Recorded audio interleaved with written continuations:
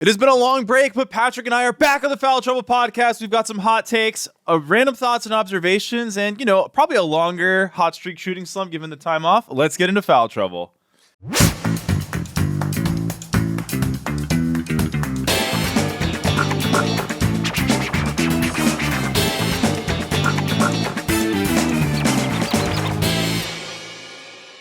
It's good to be back. It's good to be back. This is the longest break we've ever taken from the pod. I know, and not by design whatsoever, but we'll get into it later, but living in LA right now is a little bit crazy. Yeah. I had to evacuate last week, and we didn't end up doing the pod on our normal recording day.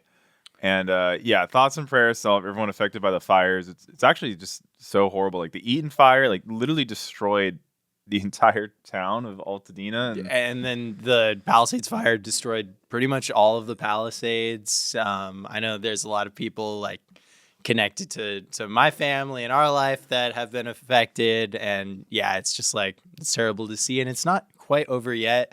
Knock on wood. Hopefully we're in the stretch run, but we will see. Yeah. And then it's also worth saying once the fires go out, it doesn't really end though, because so many people are displaced. This is going to be a multi-year lifetime thing for so many people. So it's a real bummer. Yeah. With that being said, let's get into best take, worst take, the part of the program where we determine who had the worst take and who had the best take of the last week. Maybe a little bit extra for this one. But James, where do you want to start?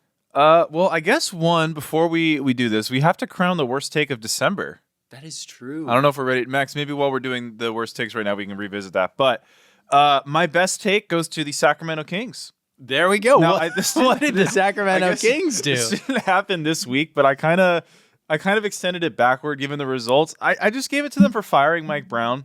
Yeah. And also I wanted to use this as a time to talk about how the NBA coaches are low key the most annoying union on planet Earth. Every time an NBA coach gets fired, the other coaches are wasn't his fault. What was he supposed to do? Mike Malone's oh, I know the Kings are just a rat organization. And then the Kings go on to win 7 straight after firing Mike Brown. Maybe the coach was bad. Yeah. I used to get so annoyed when there'd be a clearly obvious bad NBA coach and Jeff Van Gundy on the broadcast would be he's a great coach. No, he's not. Well, also save absolute insane owner situations when Robert Sarver fired Earl Watson 2 games into the season. There's always a reason. And the Kings, he had obviously lost the Kings locker room. De'Aaron Fox, his contract situation is very up in the air right now, just from a future perspective. And sometimes you got to make drastic measures when it calls for it. And obviously, the Kings have themselves right back. A 7-game win streak in the West, can change your entire season, no matter where it lands on your schedule. And they've got themselves all the way up back to 500, even after losing last night, and in the 9th spot. Yeah. It's pretty okay. Pretty okay. Which is not terrible. Good for the Kings. It's about as good as we could expect. My best take of the week, I don't know if you saw this, it goes to Jalen Williams, J-Dub of the OKC Thunder. I thought about doing this one, yeah. I think this is genius. I love this. It's very football awardsy. So he came up with the idea that he thinks that there should be 2 Defensive Player of the Year awards. One for a big and then one for a perimeter style player. It's giving offensive player of the year versus MVP quarterback of the year. And I just think it makes sense. Yeah, I fully agree. I think I really thought about putting that one as my best take as well. And they're almost two different they are 2 different jobs entirely. What big men are expected to do, especially in the NBA that we're seeing today. I was thinking about it in the drive-in. The NBA is I don't know, it's so defensive tilted right now that I think it's we had that Marcus Smart year. I feel we're straying further and further and further from the opportunity for a perimeter-based defender to even be mentioned in this award. Yeah. I think, yeah, especially too, because I feel like what's really unfair about stacking the perimeter guys and the big man guys, other than, we all know big men have more effect on a team defense, it's also way easier to scheme perimeter defenders out of the way. Yeah. Like, significantly so. All right. My worst take of the week is going to Utah Jazz guard Isaiah Collier. Okay. I don't know if you saw this, Patrick. I did not see this. So tie game versus, I believe, the Brooklyn Nets. The Jazz get the ball back with about 26 seconds. Isaiah Collier gets the rebound. Colin Sexton is like, yo, pass me the ball. I'm the lead guard on the team. Collier elects not to pass to Colin Sexton and immediately gets an 8-second violation with 18 seconds left in a tied game. So He's a sleeper agent. I'm going to give Isaiah Collier worst take for not passing the ball to Colin Sexton. That's insane. Yeah, that's a really good one. That's a really good one. Especially I think on floor worst takes of the week. Yeah, because it's not like they're very, very special. Yeah, it's not like a mental mistake every player makes every single game, like a turnover. It's like a 8-second violation in a tied game with less than a shot clock to go is insane. Danny, that is exactly what Danny Ainge told him to do in the earpiece that he was wearing. My worst take of the week is going to Chandler Parsons. I am no Kobe Bryant stan. I am a Phoenix Suns fan, but I have to come out and say that yesterday, Chandler Parsons said that he would rank Kevin Durant over Kobe Bryant all time. And I don't think there's any argument for that, unfortunately. No. You look at both of their careers, they both had a lot of help. They both have played with a lot of great players throughout their entire careers. And the proof is in the pudding, right? They're both really predatory scorers. That's their number one thing. Both really, really great on defense throughout points in their career. And Kobe Bryant walked away with 5 championships. They both had the same amount of MVPs.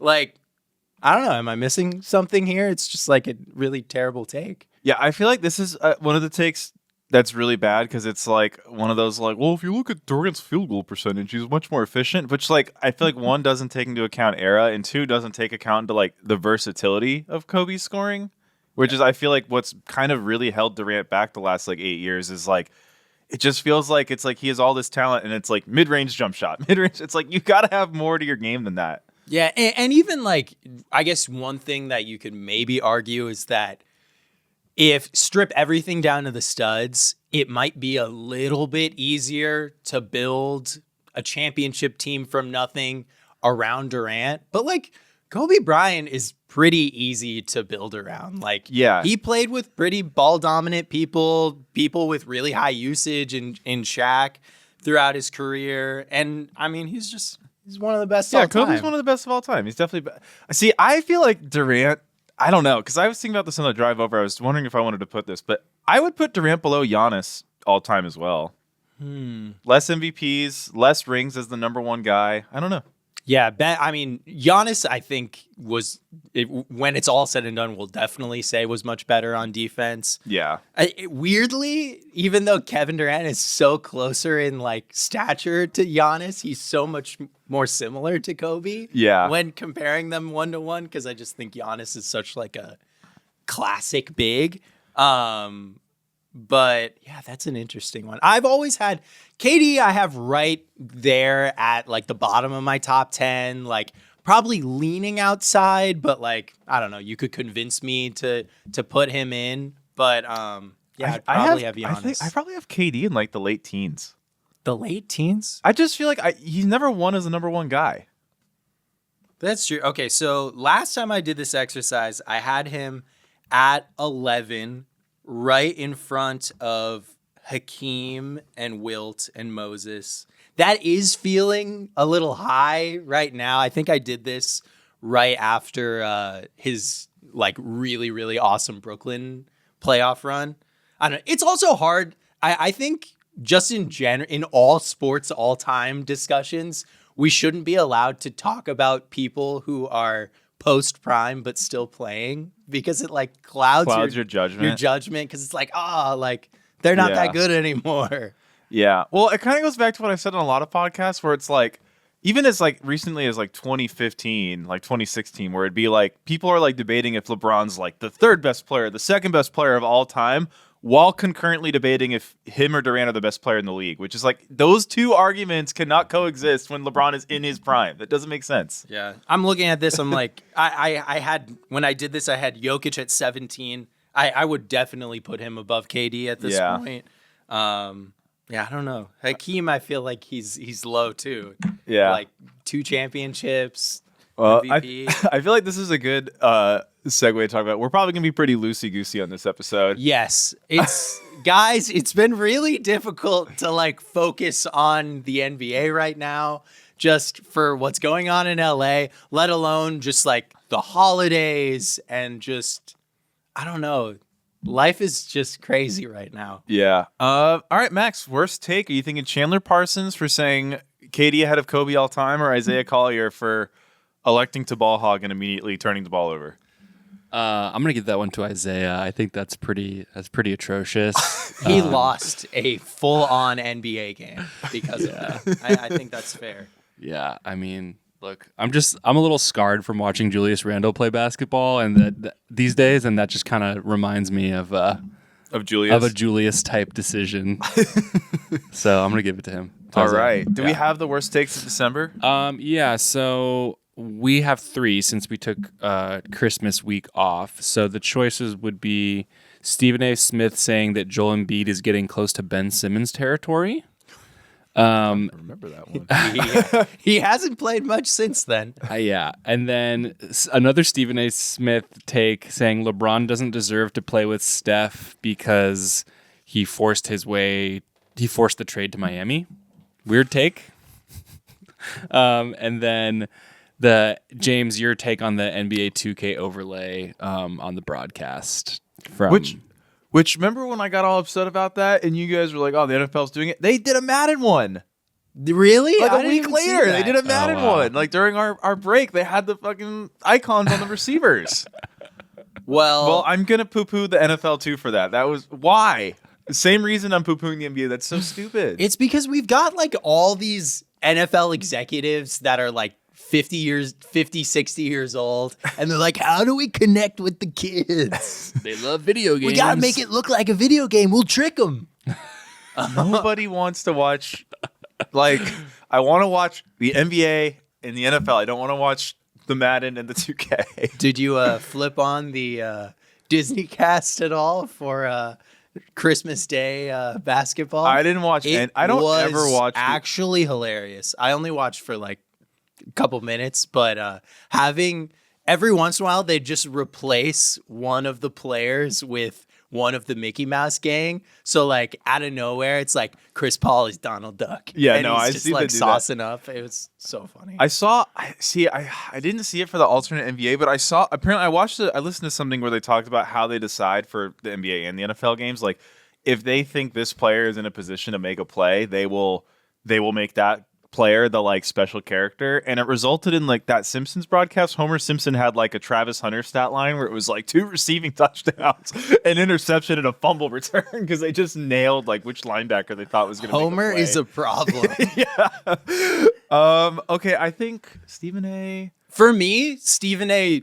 Take one, the Joel Embiid is getting close to Ben Simmons is the clear winner that I think like if we're looking back on this take in a couple months, it will really separate itself because I don't care if Joel Embiid doesn't play for the rest of the season.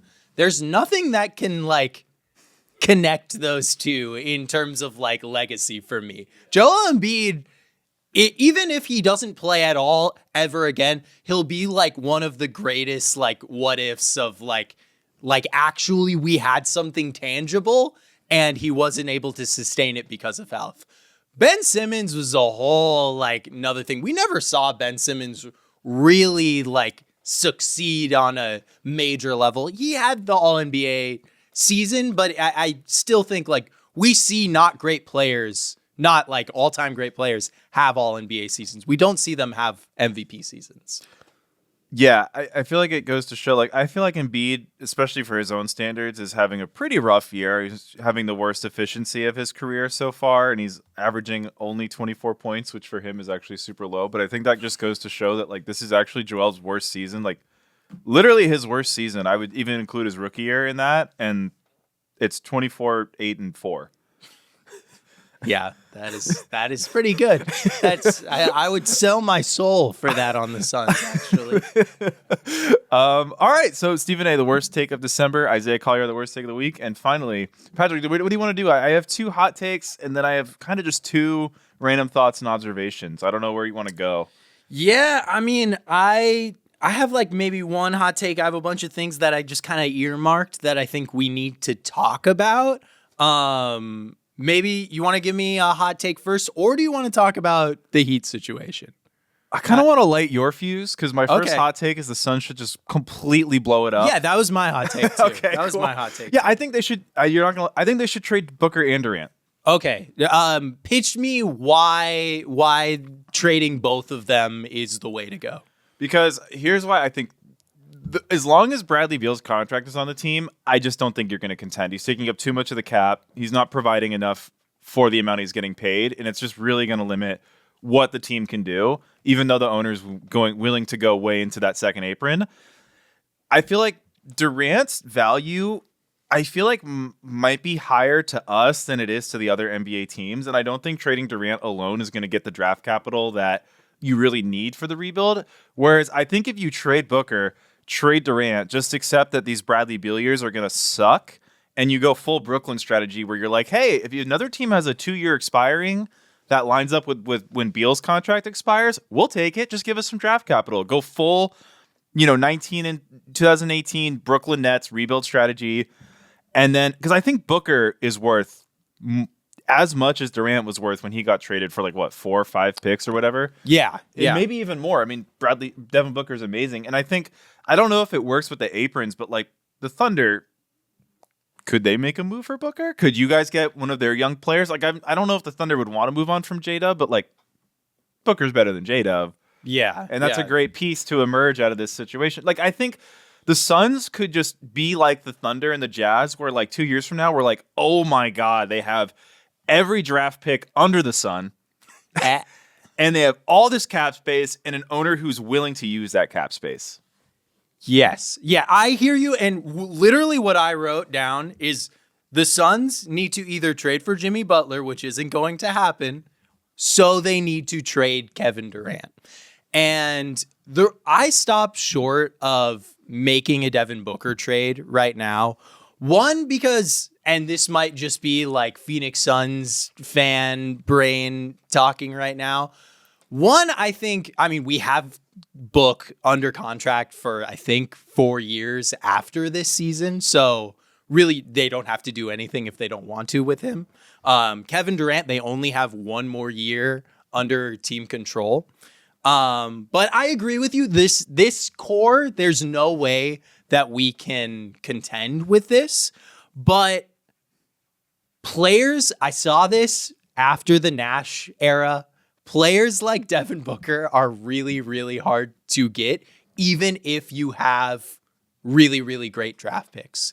So the way I would go about it is you move off Kevin Durant, sooner the better. I mean, Kevin Durant has been incredible this season. He's averaging 27 points a game. He's been really, really good he's pretty much the only thing that is keeping the defense together when it's held together.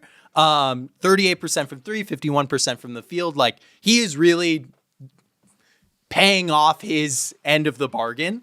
And personally, I would say before doing the entire down to the studs rebuild, I would try to trade Kevin Durant, get what you can for him.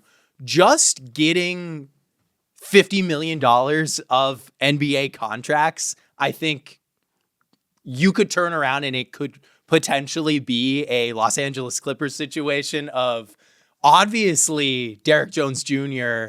and whatever they replaced Paul George with in a vacuum none of those players are better than Paul George, but just having that depth makes the Clippers so much better when you have a guy like, I mean, obviously Devin Booker is way better than James Harden.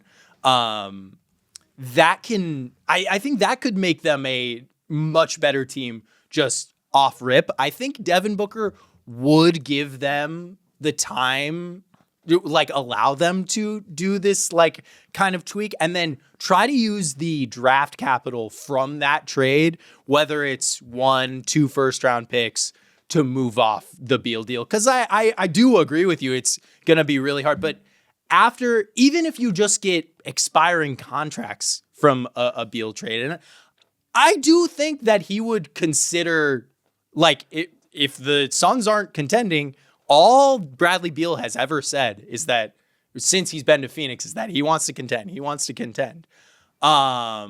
Maybe we could get him somewhere. I mean, he's looked really, really good off the bench. I feel like, Patrick, you are slurping on the copium right now saying this. This is because the problem with this world, in my opinion, is that you do all that.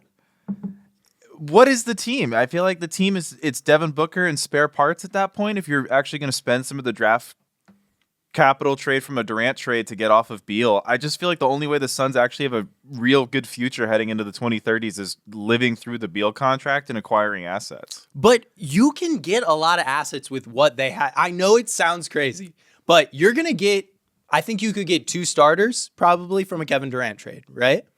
And then you've got Royce O'Neal. If you really want to move off him, he's had maybe the year of his career this year. You could get first round pick, maybe a starter out of that, or you just keep Royce O'Neal. You've got Grayson Allen, who has been incredible this season. He was incredible last season. You can move off him. The problem with this roster is that it has insane imbalance to guards. It's and there's no centers at all. There's no center to be seen. I just don't think there's a pathway for this core to contend again. I agree. So I feel like you gotta get rid of all of it. There's a pathway to contend with Devin Booker in the next 4 years. What have the Suns done? Maybe in the last 5 years. But they have traded for Chris Paul. They have traded for Kevin Durant. They have traded for Bradley Beal. They have convinced Jimmy Butler to curse out everyone on the roster to try to get to Phoenix. They can draw significant talent. But they need Devin Booker there, and they need cap flexibility. I just feel like, I don't know. But Jimmy Butler is not the answer. It's not solving the real issue. I'm not saying Jimmy Butler is the answer, but you get what I'm saying. I think I don't think the Beal contract is tradable. I think any contract's tradable. I don't think we've said that about a lot of. We said that about what about the Russell Westbrook contract 2 years ago? Everyone said the Russell Westbrook contract, he's making $40 million on the Lakers. It's untradeable.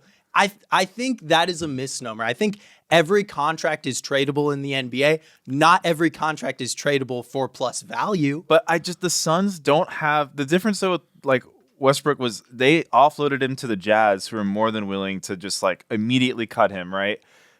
I feel like you guys, if you get capital from a Durant trade, you can't use it just to offload Beal. I just feel like then you're losing Beal and Durant, and I know you don't really want Beal, but you're just losing so much talent. You are losing a lot of talent, but you're replacing it with $100 million of NBA contracts that you can then play with. But then the process to trade that goes into next season, and you're not contending. Then I don't know. I feel like the only real pathway for the Suns to be relevant at the end of the Beal contract is to trade Booker with Durant. But that was my hot take. Okay, I mean, I am with you on the Suns need to make a drastic move. I don't think Devin Booker is that move. And I do think Devin Booker is a forever guy. Like a guy that, I mean, he hasn't won a championship in Phoenix, obviously, but he sat through damn near 10 years of not contending in Phoenix, always consistently saying, this is where I want to be. Like, I want to be a forever guy here. I mean, like, Kobe is his guy. I think that the Suns can rebuild around Devin Booker.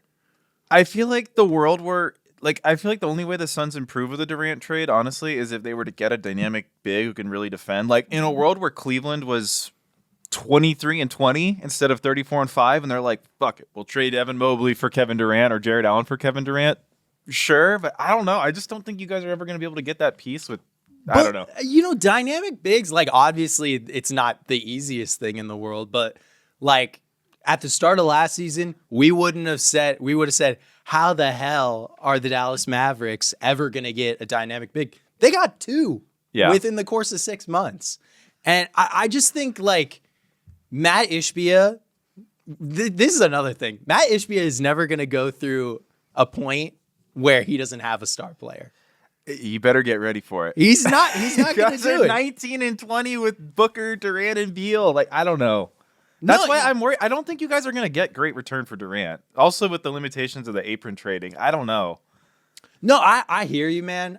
But I really think, like, this is the whole reason why in the offseason I said the Pistons were going to be a lot better than we thought, because they had a roster of NBA players. Yeah. And that is what the Suns do not have right now.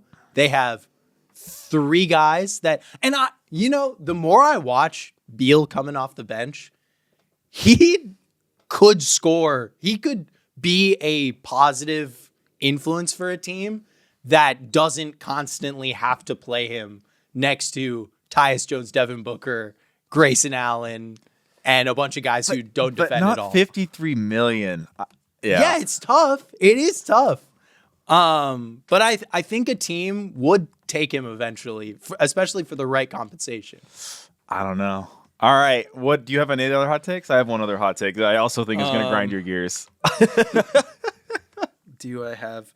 I mean, I guess I had like kind of a thought experiment of just like, has Victor Wembanyama surpassed Giannis for the second best player in the league? I feel like that's a really, really big conversation that maybe isn't the best direction to push this podcast in right now. What is your other? I'm excited now that you said it will grind my gears. LaMelo Ball will never play for a winning team. This guy is trash. Bro, the Wizards are Hornets merchants. You know all the Wizards wins come against the Hornets, and the Wizards are the worst team in the NBA? That's not true. The Hornets are on a 2-game win streak against the Phoenix Suns. The Hornets are 8-28. LaMelo Ball cannot finish at the rim. He has a sky-high foul rate. For as gifted of a passer he is, if he didn't have a near 40% usage, his assist totals would actually be not so great. I don't see it. He's not a winning player. He has like all the hallmarks of like chucker, inefficient, 8-28 team. Like, I don't know. I just don't see it with this guy. Did you see that stat that's like he's shooting more per minute than anybody since Wilt Chamberlain? Yeah. It's kind of insane. And this isn't a situation like last year where Joel Embiid was averaging more points than minutes. He's still not hitting that mark despite shooting it so much. I think this might surprise you. I really have nothing to say to you about this. I am a huge believer in LaMelo Ball's talent. I think he has vision that like just does not grow on trees. Even really, really great players in the NBA don't possess the vision that LaMelo Ball has. But like, yeah, like at this point in his career, I can't with a sound mind and honest like way say that this guy is a winning player, because we've never seen it. And I think this was the year where he had the chance to prove it all wrong. I think there is a chance that it might be a product of his circumstances. You know, the Hornets, going back to the Bobcats, has not been a place where incredible talent was able to grow and process and be successful. I think there is a chance that once he's on another team, which I think is inevitable in his career, maybe he can be a part of a winning situation where he is a partial driver of that. And I think we saw flashes of that in his first year, in his second year. I mean, like, it's obviously he was in the East, but guys like Cade Cunningham couldn't push his team to a play-in scenario. But yeah, I mean, the shot selection is what gets me, because it's like, you are a great shooter, but you take the most difficult shots of anyone in the league. I think. it's like he's getting all this attention for his like one leg threes and weird step backs, but like, what is his ceiling? Is his ceiling Trae Young? Because like, I feel like we've seen.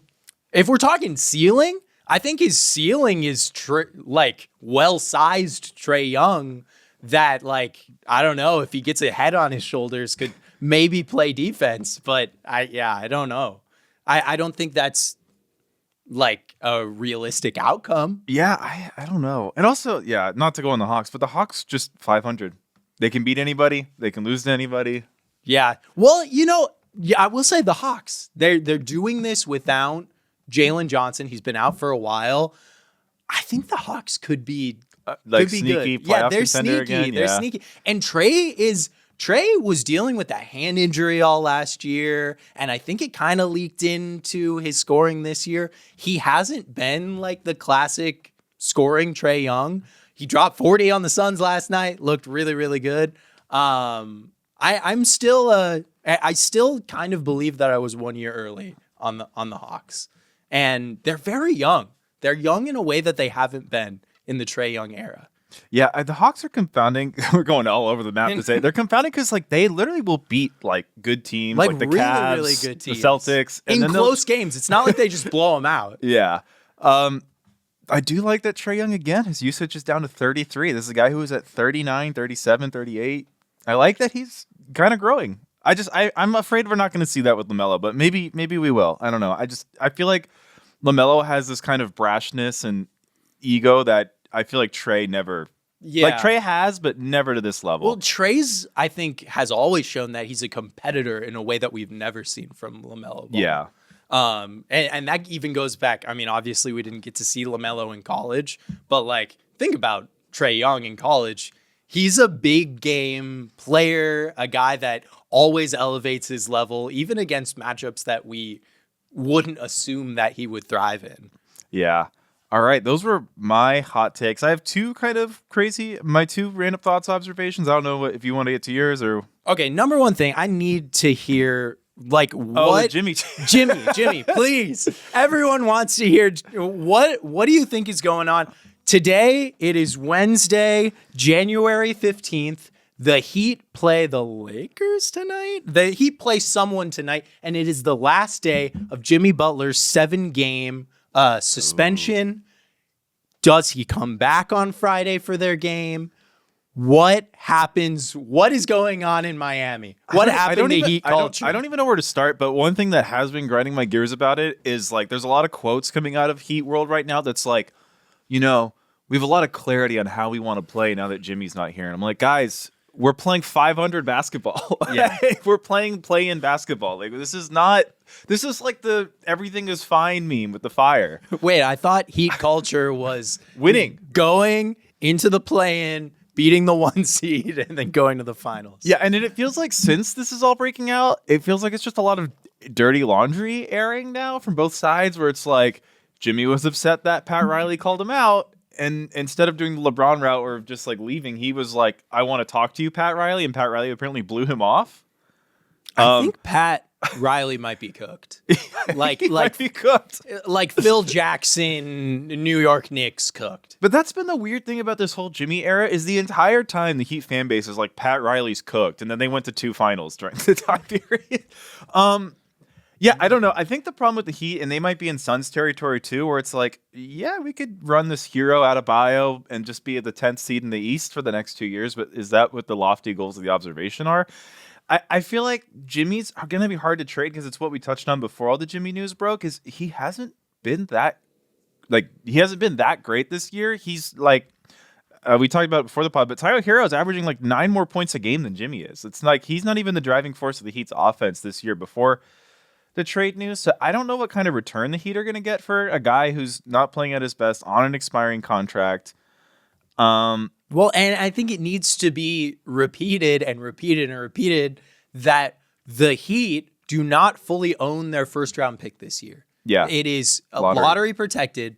And if it doesn't convey this year, it becomes unprotected. And if I believe they were talking about it on the Hoop Collective, if this pick becomes unprotected next year, then Also, the Charlotte pick for some reason becomes unprotected that they traded for Terry Rozier. So it's basically like you lose 2 first-round picks if you don't make the playoffs this year.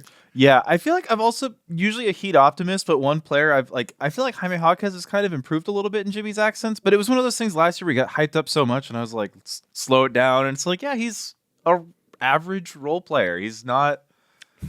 You know how the NBA media loves to pump up those white guys. Yeah. But I don't know. It's just I don't know. I just feel like the problem with the Heat is on most teams you could be like Hero Adebayo, and the team will be like, okay, 12 seed, here we come. The problem is when you're in the East and you have Spoelstra, it's like 9 seed, here we come. Yeah. And then you might not keep your lottery pick. I will say the Heat have been really good. Like the Heat picked like 14, I feel like 5 years in a row, like post Big 3 era, and they ended up with like Adebayo, Hero, and we kept getting like pretty, like Kelal Ware is really coming on lately. Like the Heat draft really, really well. So I think that's why the Heat are kind of like, we're okay being the 13th pick in the draft, but I guess that's the question. And I mean, it kind of harkens back to the Suns conversation that we had. It's like, what is better?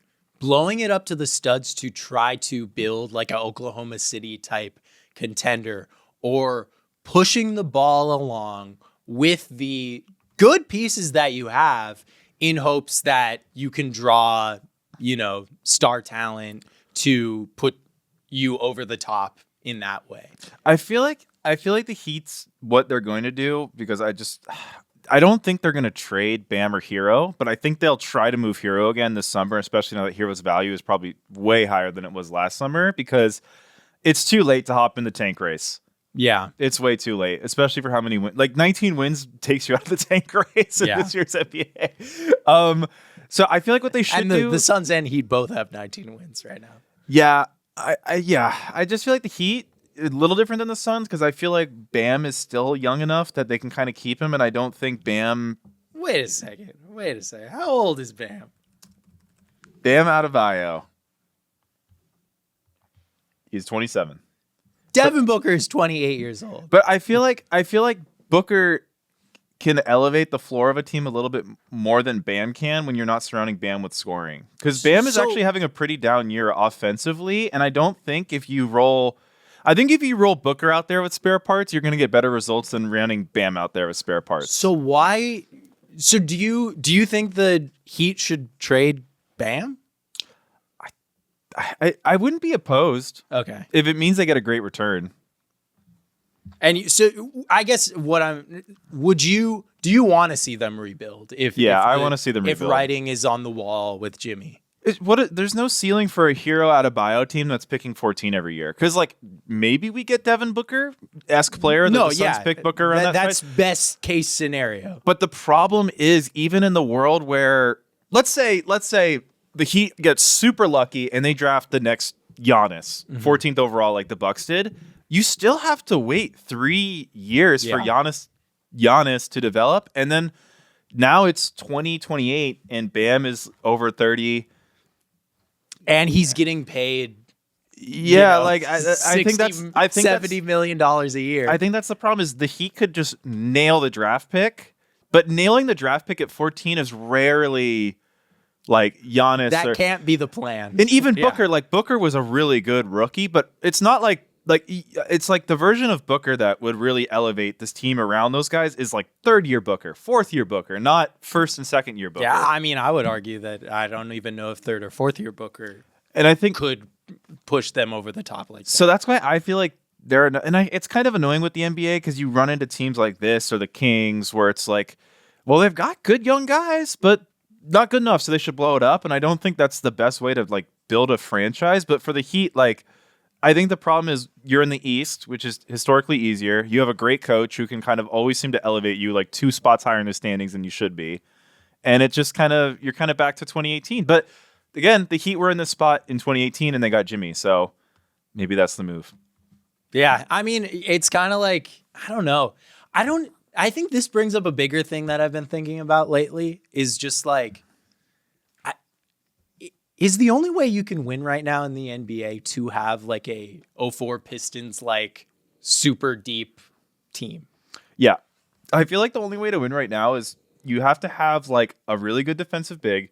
You have to have at least 2 perimeter players who you can like just roll out the ball and it's like go get a bucket against anyone and go stop a bucket. Yeah. Because I don't know. Which is so weird because I feel like the s- Denver team that won 2 years ago is not. We're not describing that team at all. Are we not? I guess we are. KCP and Gordon. Yeah. As like 2 lockdown guys. And then you've Jamal got Jokic Murray in the playoffs Murray. as a bucket. Yeah. Hey, Jamal Murray could not killed it do the wrong other last night. He was unbelievable. Yeah, and obviously that fits the mold. I guess Cleveland doesn't have that lockdown perimeter guard. Yeah, no lockdown. But they've got perimeter such a guard, special but front court. Their yeah. front court's so weird. But I think that's the point. You need to have at least 2 guys who are like true like impact plus defenders, which you could say has been the hallmark of all of these recent teams. Yeah. And you look up at the top of let's talk about this. So I wrote down the East is better than the West right now. I kind of feel like that's true. I don't know if I 100% believe that, but if we're just looking at the top 6 in each of these conferences, I think I would take the top 6 in the East over the top 6 in the West right now. If we're looking at least for like playoff equity, who I think like in a perfect world could win the championship. If I'm looking at the Western Conference, I think, probably the Thunder. Thunder could probably win the championship if everything breaks right. I do think the Nuggets, and honestly, I'm starting to think the Nuggets are the second best team in the West once again. Just, I don't know. It kind of bucks everything we just said. But then after that, I'm like, And if I look at the East, we've got the Boston Celtics. Obviously, I think they could win the championship. I think the Cleveland Cavaliers could win the championship. I think the Knicks are better than probably all but the Thunder in the West. I think if the Magic were right, which we have not seen, I think there's a real solid argument that they're better than every team in the West other than the Thunder. And then the Bucks have freaking Giannis Antetokounmpo. Yeah, the only thing that cautions me is that if you actually look at like all of these teams' records by their conference, the West teams are beating the East teams. Like most of the Eastern teams have these like very lopsided like records against their own conference, whereas the Western, like the East is, I feel like, eating amongst their bottom feeders a little bit more than the Western teams are because maybe the top is so strong, but I feel like how weak the bottom is maybe obscuring the records a little bit. That is true. I will say the one thing, and I don't have the stats on me right now, but for the first, I want to say like 2 months of the season, it was like way lopsided. The West had a way better record against the equalizing. East, and it's starting to equalize. And this is with the Magic not even healthy. Yeah. I think it's something to keep an eye on. And because I think once we start next season, it might be very clear that maybe for the first time in 40 years, the East is actually the Well, the East had conference. What's the East better for like 1 year, like 3 years ago? Yeah, And then it like quickly shifted back. Yeah. Okay. My observation, because last season, this stat pretty much always rings true for future predictive. The Cavs have had the easiest strength of schedule in the NBA by a lot. Now, it's not that they haven't beaten good teams. They have beaten good teams. But And you got to beat who's in front of you. You got to beat who's in front of you. Last year, I was on this all year with the Warriors. The Warriors were horrible the first 41 last year. They had the most difficult schedule by a mile the first half of the season. They had the easiest schedule by a mile the second half. The Warriors soared in the second half. I feel like sometimes for all the analysis we do, what it really comes down to is how many times are you playing the Wizards and the Hornets and how many times are you playing the Thunder and the Celtics. It helps to play them 4 times. Definitely. And I'm not saying the Cavs are bad team merchants because they're beating everybody, but there's no way the Cavs finish with under 10 wins or 10 losses. It's just not going to happen. They have a much harder schedule second half of the season. Yeah, I don't think they're going to win 70 games. But they maybe might. I mean, they've put themselves, they are the rare team that January rolls around and they have put themselves in the they control their own destiny to win 70 games. Can I give you some other easy team merchants? Yes. The Memphis Grizzlies, Okay. the Miami Heat, Miami Heat. There you go. the New York Knicks, second easiest schedule. I believe that. Patrick, can I give you another easy team merchant? Yeah. The Phoenix Suns. That actually shocks me. I feel like we lose against every bad team. The Suns had the fifth easiest schedule so far. Oh, okay. That doesn't necessarily mean we beat the bad team. I feel like the Suns beat the best teams that we And play lose. and lose to the easiest teams. You guys are just the Orange Hawks. Can I a couple I feel like a couple months ago you asked me who's the Eastern Conference team that the Suns always lose to, and I couldn't think of a good team. But now after last night's Hawks game, the Suns have not won a game in Atlanta in 11 years. It's a tough place to play. Isn't that crazy? It's a tough place to play when your best players are going to Magic City every time. But okay, my other observation. So there are 4 teams with single-digit wins still. And I was going through the worst team in the NBA standings, and it's actually been getting worse over time. If you go back 5 years, usually the worst teams are on 18 wins, 19 wins. Recently, it's the worst team will have 15 wins. So it's the worst teams are getting worse every single season as the NBA gets more and more talented, and the bad teams really can't keep up. But the Wizards already have 6 wins. Can they get to 10? Yes, I believe that they can. I don't think they're going to. It's the second half of the season, though. I know, but that's the problem is the tank teams tank. They start playing their worst players more and more, and the good teams are jockeying for position. Because I feel like we think of these bad teams pick up these stupid wins at the end of the year. But really last year, for example, Toronto finished on a 16-game skid. Yeah. I feel like they the might Wizards not make it. might not get to 10 wins. This might be worst team of all time contender.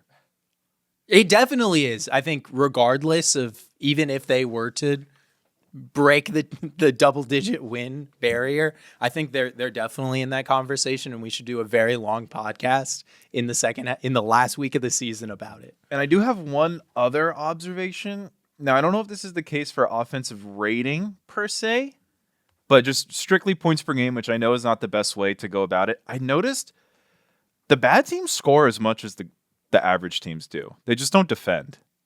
And I feel like this is something I feel like that does factor into the overall, every team is playing a little similar. Because we really, no one when they're watching the game is really thinking about the nitty gritty of the off-ball defense, screen switching, all that. They're kind of watching the ball. And I feel like because the bad teams offensively are so similar to the normal teams, it's kind of, I don't know, it is a little bizarre in that sense. Well, I think, I would have to look at it, but I wonder if one way to just really easily identify the worst teams in the league is just by looking at rebounding numbers. Yeah. Because that's one thing that we've come back to time and time again this year is that all the best teams, even the surprise best teams, you look at the Clippers, a lot of people thought were going to be not very good this year, and they've turned out to be okay. That is a lot of that is behind Zubac having a career year. So I think defense rebounding might be the differentiating factor between all that. Yeah. Okay. Hot streak shooting slump. I have one more question. Yeah. Zion Williamson, what's going to happen with him? Zion Williamson, he is going to he got suspended for missing team activities. Yes, he did. The Pelicans are 9-32. They won last night against the Bulls. He looked pretty good. He looks honestly lean as he ever has. Very athletic. Would you roll the dice on him? My problem with Zion, and I love Zion. I would love for him to be on the Heat, but I feel like my problem with Zion is he has these quotes where he's people think I don't care about winning. I do care about winning. I feel like, and I know he's looking leaner, but I feel like the real issue with Zion is, I feel like Little LaMelo Ball disease. I'm doing I'm doing the worst thing, which is assuming somebody else's mental mindset. Yeah. Which is idiotic, but I'm gonna do it anyway. To me, Zion comes off as a guy where it's when he's on the court, he is trying his hardest to win that game. But he doesn't understand what it takes off the court to be a winner. So it's he thinks because like every time I step on the court, I'm giving it my all. I'm really trying. Like it's one of those things where it's corny, and I hate to say it. It's like do you know what it takes to win? Yeah. Well, I think from the evidence that we've gotten recently, that's like not a terrible take. Yeah, like Because seems like a good guy. Seems like people like him. Like you don't get suspended for missing the flight once. yeah, like that's what I'm saying. Is like it's one of those things where I feel like people maybe like someone like him maybe doesn't realize like all those little things actually matter so much to winning, because it's like for you it's like, oh, I missed the flight, whatever, I catch the next flight, I show up at the game, I play hard. But like, are you not considering like the way it makes all your teammates feel when they sit down and they don't see you on the plane, and you know, and you're making more money than every all of single them. one of Yeah. them. I don't know. Maybe it would be the best for Zion for him to get to the Heat, and the Heat to be like, hey, buddy, you missed the body fat percentage meter. You're not playing tonight. And he's like, oh, shit. Zion's like, I'm retiring. Yeah, maybe we can fix the Pelicans and the Heat with a big shuffle. Yeah, I don't hate that idea. That's a pretty good one. Yeah. We'll just trade Khalil Ware and Bam. Kevin and they can Durant. give us Missy and Zion, and we'll make the money and the salary work. Yeah. Kevin Durant for Isaiah Hartenstein and Lou Dort. The Thunder No. say no. All right, let's do what's our Hot Hot streak shooting Hot slump. streak Are you in a shooting hot slump. streak or a shooting slump? I'm in a shooting slump, I would say. It's been not a great week. It feels but- insensitive to be on a hot streak. Yeah. right now. But let me go back. I want to so I did end up going to Suns Nuggets on Christmas. Got to see the rare recent Suns win, which was really, really awesome. It was funny. I was walking around on the upper bowl. I was walking around the upper bowl before the game, probably about 5 minutes before the game started. And who do I see like rushing through just like the concourse of the upper bowl, but Matt Ishbia? I'm like, what the hell are you doing up here? Like literally the game was about to start. And I was like, just kind of like give him the finger guns, and he was like, yeah. It was great. That's awesome. Um, I'm glad you have an owner that you like. yeah. Hey, this is a new thing. Because I gotta say, I want John Mara to like disappear Yeah, and never come back to planet Earth. I totally understand that. Yeah, I mean, but other than that, I'm like trying to think. I mean, ASU. Did you watch that game? I did not. I have not watched any of the college football games. Oh my playoff God. games. Honestly, one of the better football games I've watched in the last, I don't know, 10, 15 years. Whoa. But it was by halftime, I was completely resigned to the fact that ASU was going to get absolutely blown out in that game. And then just Cam Scattaboo just put on his big boy pants and willed the Sun Devils back into that game. An absolute bullshit. I know this is way old news by now, but absolute bullshit targeting call that was not called. Like, I couldn't even imagine something more targeting than that. That basically, like, I guess by the end, the Sun Devils had many times where they could have won that game. Probably the biggest game. I mean, definitely the biggest game of my lifetime as an ASU football fan. But that was a very disappointing way to start the year. Then I spent Christmas in Arizona. We came back the next day, and I immediately got very sick and was sick basically until that game. That was the first day I like crawled out of my hole. Then that happened, and then now the fire. This is just ever since Christmas, it's been all downhill. I'm excited. I'm hoping that there's some like this is just a valley, and we're approaching a new peak. Yeah. Okay. I have a crazy story of shooting slump to tell you guys. Oh. It has been a absolutely insane 18-day stretch for me. So I go to Mexico on the 28th. Have a good day on the 29th. The 30th, we're taking the bus to Explore Park, which is like a theme park, like a nature theme park where you can do like zip lining and drive jeeps through the forest. Cool. So the previous night, like I was getting like pretty itchy, but I couldn't figure out why, but like unbearably itchy. So we're on the bus and my arms start breaking out into full body hives. Ooh. And I've never had an allergy to anything like my entire life. Like I'm allergic to like bee stings. Obviously I didn't get stung by a bee. And I'm like, what the fuck is happening? And but it doesn't feel itchy, but I see it. Like my whole body is breaking out like crazy. And I'm just like kind of relaxed because I was like, you know, I don't know what it's like to really have allergies, but from everything I've seen, if you have a bad allergy attack, they just jab you and then you're fine. So I was like, whatever. So we're stuck on the bus, and then my girlfriend is looking at me like, how are you not freaking out? Like, what is going on? And then all of a sudden my throat starts closing, and I'm like, oh, okay, this is not good. This is not good. So and you're in the middle of Mexico by the jungle, and so we finally get to the park. They jab me with like a injection, and they're like, you got to go home. So the injection makes me like super sleepy. So I like sleep for like 4 hours. It's like 6 o'clock. We go to the beach and my body starts breaking out in hives again. My throat starts getting tight. And it's just like, it's weird. The rest of the day, the hives would come and they would go, and they would come and they would go.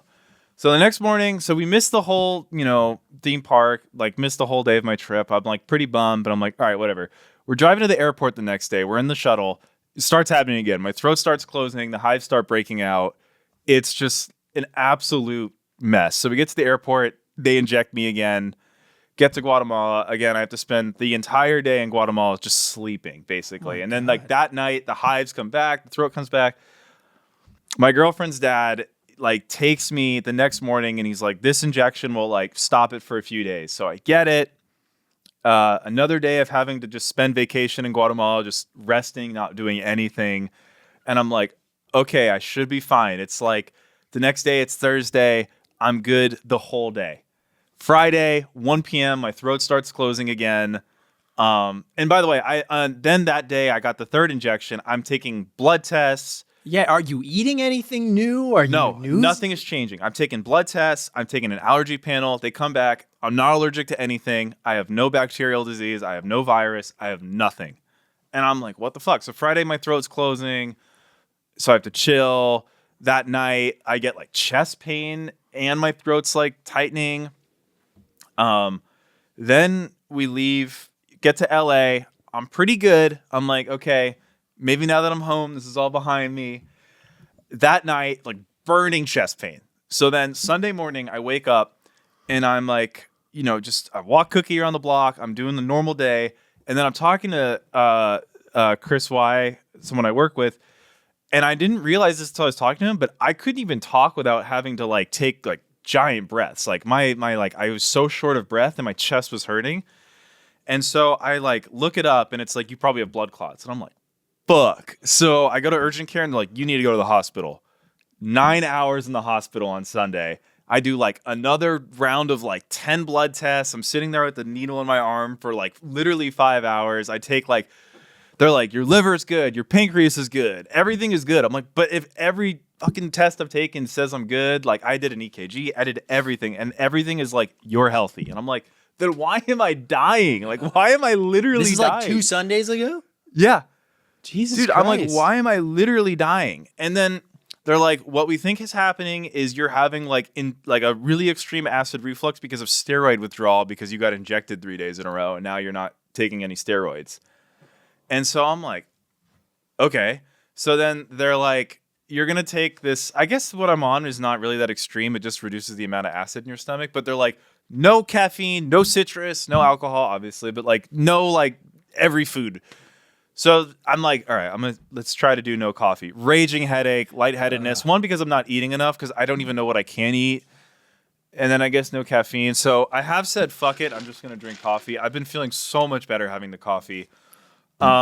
So things are going okay, and then I have to evacuate my apartment because there's a fire because of the fires. Wait, did you ever figure out what was causing the hives in the Bro, first? No. Oh my god. Like I have my allergy panel test. I'm literally squeaky clean.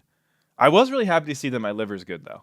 With how much I drink, especially I blacked out like 2 days in a row, like only a months ago at Oktoberfest. But it gets worse than I'm like, okay, like this weekend was like pretty decent, and then Monday morning I'm sitting in my car. And one of my veneers just pops out. Oh.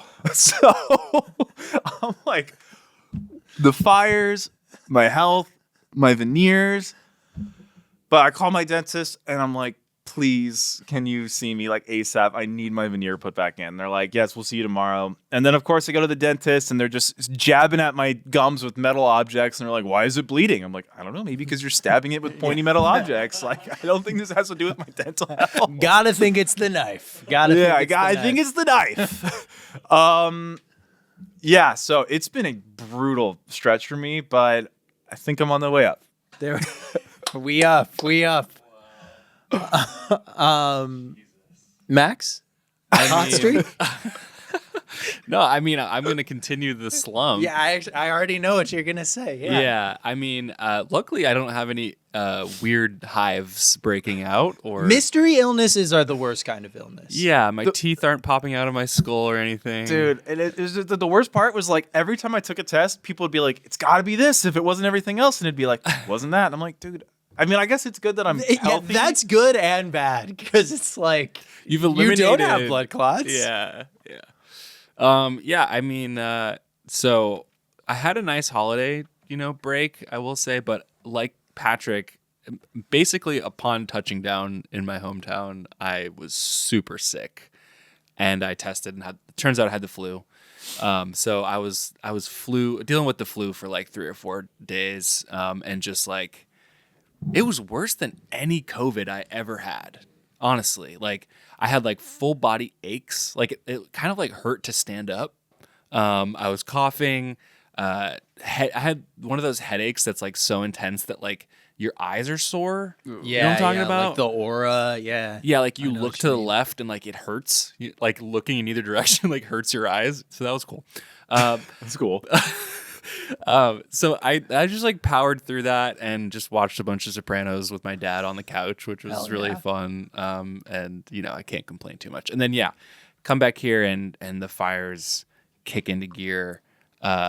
Luckily, like all of us, we didn't mention, but we're all in parts of town that are not affected by the fires. But I specifically have my neighborhood is like really not even close to either of the 2 major fires. So I'm really fortunate. So I've just been like holed up inside my house, afraid to step outside for like a week. And it's a very strange sensation, like knowing that all of this death and destruction is like happening near you, but you're not affected by it. I don't know if you guys... I totally get that. Like basically my window, my like sliding glass door windows in my apartment are facing south. Mm-hmm. And if you look north past my building, you could see like all the smoke and stuff, but it was so bizarre knowing that, but also just looking out and seeing like relatively clear skies. Yeah.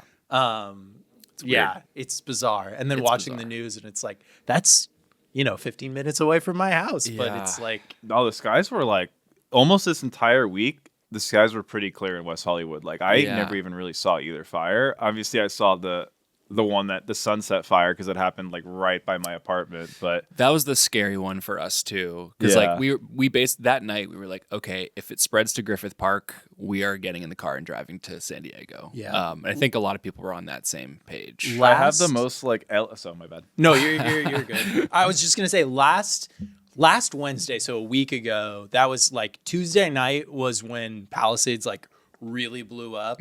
And I had a dentist appointment at like 8 a.m. on Wednesday. And so that morning when I went to go to the dentist, it was like black everywhere in the sky. Because we're closest to the Palisades fire of any of them. We're probably like 15, 20 minutes away from there. Mm-hmm. And then like over the next couple days, it like did thin out. But like at this point, it is like blue skies for the most part. Yeah, I feel like it's kind of insane to like stress to people who have never been to LA or aren't familiar with the like actual layout of the city, but like the fact that like 7th Street Santa Monica had a warning is like crazy. That's really deep urban area. Like that's not even like wilderness. That's like legitimately like in a very urban area where fires should never even be within like hundreds of meters of. Well, and like I don't think people don't know like what the Palisades are really for the most part, but like it's such like Like Ashna, my fiance's sister used to live there. We used to go there all the time. My fiance was literally hiking on one of the trails that it broke out in on New Year's Day. And now just like all of it is completely leveled and gone. Yeah, no, it's in Altadena too. It's just gone. Yeah, it's crazy. Like I was gonna say, like I feel like it's that meme that like LA people are superficial, and I had that moment when the Sunset Fire broke out because I was telling the guys I was like watching the LA like mayor and fire chiefs like press conference as they like double box this fire. They don't say for 20 minutes where it is. They're like, this is on Runyon Canyon, and I was like, oh my god, I was gonna hike there on Saturday. Yeah. Like, now I'm not. The other weird thing is like how big LA is for people that haven't been there. Right. Like I think you can get like when you think of a big city, I think a lot of people think of like New York, and You could fit multiple Manhattans into LA County. and like literally the size of the Palisades and the Altadena fire, I'm pretty sure is larger than Manhattan. And still that's not even scratching the surface of the size of the LA metropolitan area. Yeah, and I feel like too, it's one of those things where because of the fires, we're not going to these areas. But like the Palisades fire was more than the Palisades. It was like giant swaths of Malibu, which is like, which I know like for people who aren't from LA, just sounds like some fun place you go to. But like probably like hundreds of thousands of people take the PCH to and from work every single day, and like all the buildings on both sides of that road for massive stretches of it are just gone. Yeah. Yeah, it's very weird. It's a very weird time. And even as we're recording this, both of those fires are still going. Yeah. And we have a big wind Wind surge coming in advisory, red tonight. flag warnings. So it's just we're kind of just taking it day by day over here, trying to figure out like it's weird because it's like depending on which neighborhood you're driving through, life could be like totally normal and seemingly unaffected by everything, or like completely devastated. And people are just trying to like live their lives. Also, I think the worst part too is like all the people who aren't from here, like the way they're reacting to it a lot of the way. And also like, sorry, the U.S. government, I hate when we get political on the show, but like they're like, some U.S. senators are like, well, maybe we should withhold aid to California. Like, excuse me, we didn't do that when North Carolina got hit by a fucking hurricane. Yeah. Like, what are we talking about?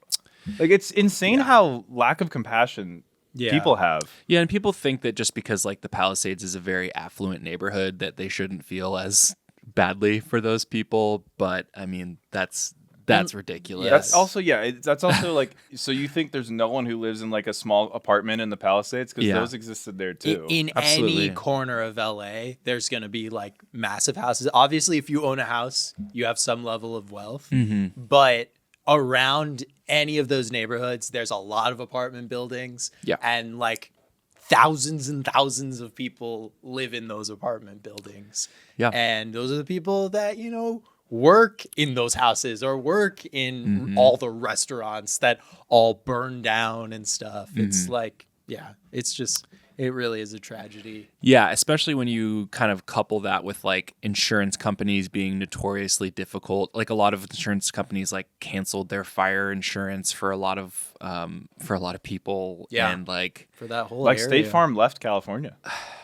It's so ridiculous. And then on top of that, now it's like these displaced people are looking for places to stay, and all of the like homeowners or landlords, I guess you would say, in LA are like price gouging, dramatically increasing the cost of their rent to capitalize on these people being desperate. So it's a rough situation, and I think a triple slump is warranted. It is going to take like a decade for the city to fully like level out from this. Yeah. I can't help but think about like the vibe of the LA Olympics now that we're should going cancel towards. it, bro. What are we doing? Oh my! I mean, it's so far out. It's hard to even. I didn't even think about. It's like that will be the like LA is back. That will be the reemergence, hopefully. But I think that is even like Westwood is right there, literally on the border of the mandatory evacuation center. And that is where supposedly all of the athletes are supposed to be staying. on the UCLA campus. So, I mean, it brings a lot of questions. And this LA Olympics was supposed to be like potentially one of the only Olympics in history where the city actually didn't go into debt because LA had all of the arenas. They didn't have to build anything. Yeah. They had all of the infrastructure to support something like that. And now that seems far-fetched. Yeah, we'll see what happens. We'll see. But LA, we love you. Yeah. We're part of your people. And thanks for listening today, guys. Yeah, we'll have a more normal episode next week. We'll see you guys next week. Peace.